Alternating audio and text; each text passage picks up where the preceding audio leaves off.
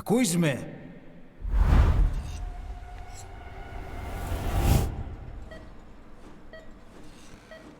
Can you hear me?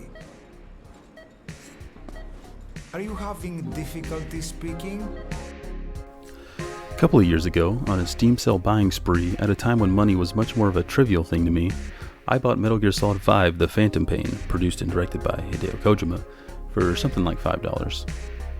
It sat dormant in my Steam library until a few weeks ago when one Saturday, early in the morning, I was looking for a video game to kill time with.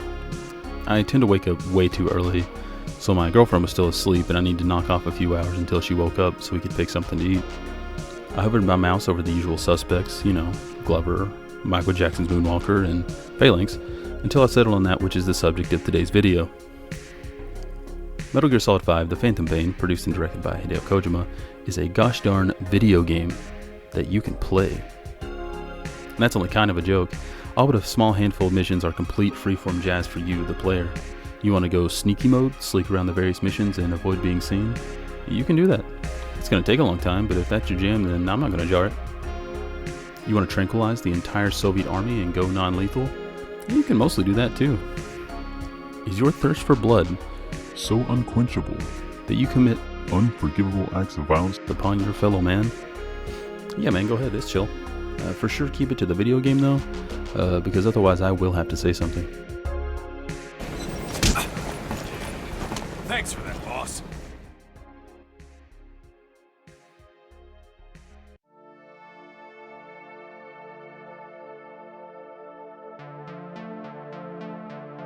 The first mission of Metal Gear Solid 5 The Phantom Pain, produced and directed by Hideo Kojima, that I played on that cold Saturday morning just before the sun came up hooked me so voraciously that I could hardly believe it.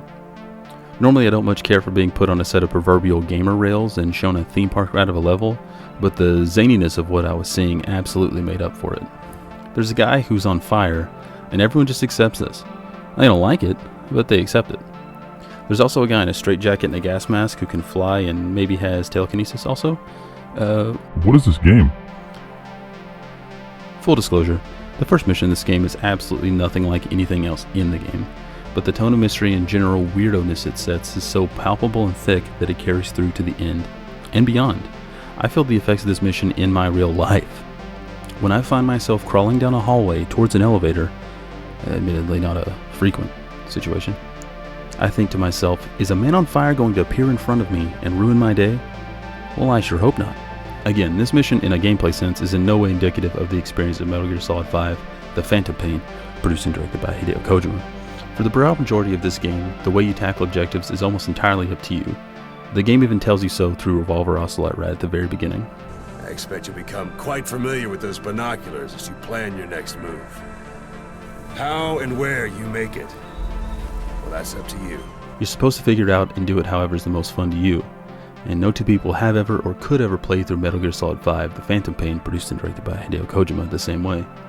Not only is it highly improbable statistically, but the range of tools the game gives you are too fun to play around with to just do it one way. The pacing of this game is great too, because it's another thing that's entirely up to you. You can do story missions back to back if that's how you like to roll, or you can piddle around doing side missions for cash, to familiarize yourself with the controls, or to mess around with new playstyles. The story unraveled in this game is so intricate and weird and uncertain that there are still hours-long theory videos being made about it today, 7 years after it came out. And part of the beauty of this game is that even the story is up to your interpretation. And all this game made me want to do is play the other games in the series to fill in backstory for all these characters. Will it change your life? Nah, I don't know, maybe. I will say in my experience it greatly influenced the way I think about narrative structure. Most of the plot is on these cassette tapes you get as you go through the game. You can listen to them or not, it's up to you.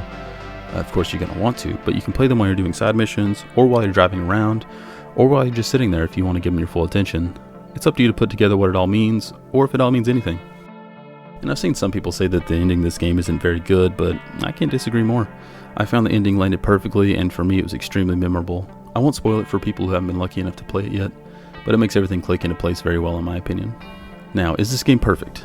No, it's not perfect. There are multiple flaws with it, as there are with any piece of media that's ever been created.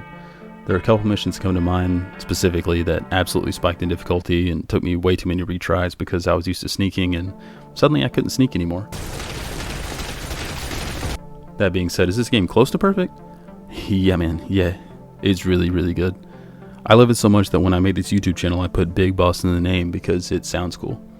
I've never even played another Metal Gear game except for 2 when I was like 8 years old, and the first 2 missions of 2 again as of this writing. I'd love to and likely will revisit this game in the future with actually fleshed out thoughts and opinions, but for now these are just raw vibes I have riding off of having just finished the game. That being said, I have been permanently affected by Metal Gear Solid 5. It is a great game. Don't even wait for the sale, just go get it, dude. Jesus, the fact that I got this game so cheap is highway robbery. You probably already bought it on Steam anyway, and if you haven't, go buy it and play it and enjoy it, and that's in order.